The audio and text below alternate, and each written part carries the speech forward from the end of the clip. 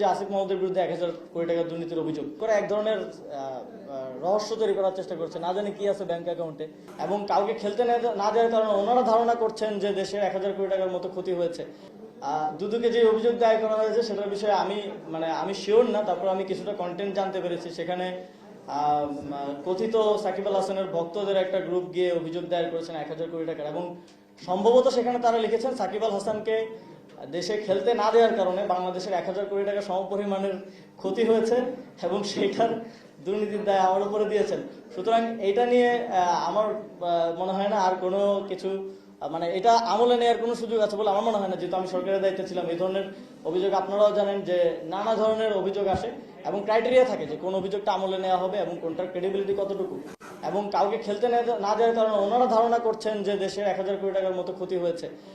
সেটা কিভাবে আমার দুর্নীতি হয়, আবার সেটা নিয়ে গণমাধ্যমও এক ধরনের দেখলাম যে আসিফ মাহমুদের বিরুদ্ধে 1000 কোটি টাকার দুর্নীতির অভিযোগ, এই ধরনের একটা শিরোনাম হয়।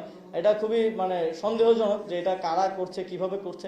এবং আমার আপনাদের প্রতি আহ্বান থাকবে, আপনারা তো মাঠ পর্যায়ে কাজ করেন, বিশেষ করে আপনাদের হাউসে যারা নীতি নির্ধারক আছেন তাদের প্রতি আহ্বান থাকবে, সংবাদপত্রের স্বাধীনতার জন্য আমরা সবসময় কথা বলেছি, কিন্তু একই সাথে সংবাদপত্রকে দায়িত্বশীল হতে হবে। একটা নিউজ করার ক্ষেত্রে সেটার ক্রেডিবিলিটি কতটুকু আছে এবং সেটাতে দুই পক্ষের কথাই শোনা হচ্ছে কিনা, এই বিষয়গুলোও নিশ্চিত করা প্রয়োজন। আমরা যখন দেখি আমাদের যারা ফ্রিল্যান্সার ফ্যাক্ট চেকাররা আছেন তারা সমানে সংবাদ মাধ্যমের বিরুদ্ধে কথা বলতে বাধ্য হন যে সংবাদ মাধ্যমের এই নিউজগুলোর কোনো ক্রেডিবিলিটি নেই, হাওয়া থেকে বা সূত্র মতে বা গোপন সূত্রে এই ধরনের নাম দিয়ে এবং দ্বিতীয় পক্ষের কোনো বক্তব্য না নিয়ে নিউজ করা হয়, তখন আমাদেরও কষ্ট লাগে যে বাংলাদেশের সংবাদ মাধ্যমের যে স্ট্যান্ডার্ড সেটা অনেক নিচের দিকে নেমে যাচ্ছে।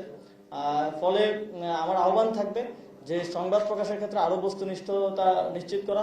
এবং আমি দেখলাম যে 71 টিভির একজন সাংবাদিক তিনি পোস্ট করেছেন, তিনি প্রাইমারি ইনভেস্টিগেশন নিয়ে কাজ করেন, তাকে প্রায় প্রতিদিন কেউ না কেউ ক্ষমতাসীন কিংবা অনেক প্রভাবশালী লোকজন বলেন যে আসিফ মাহমুদের বিরুদ্ধে একটা ক্রাইম রিপোর্ট করেন, কিন্তু তিনি নিজেই বলছেন তাকে কেউ কোনো লিড কিংবা কোনো প্রমাণ সরবরাহ করতে পারে না। সুতরাং এই চেষ্টাটা আছে, বিভিন্ন জায়গা থেকে আছে যে আসিফ মাহমুদের বিরুদ্ধে রিপোর্ট করা, বিভিন্ন মিডিয়াকে বিভিন্ন পেজকে নক দিয়ে পোস্ট করানো, এই ধরনের চেষ্টাগুলো আছে এবং সামনের দিনেও হবে। আমাদের আহ্বান থাকবে যে সংবাদ মাধ্যম এগুলো প্রকাশ করার ক্ষেত্রে আরো বস্তুনিষ্ঠতার পরিচয় দেবে।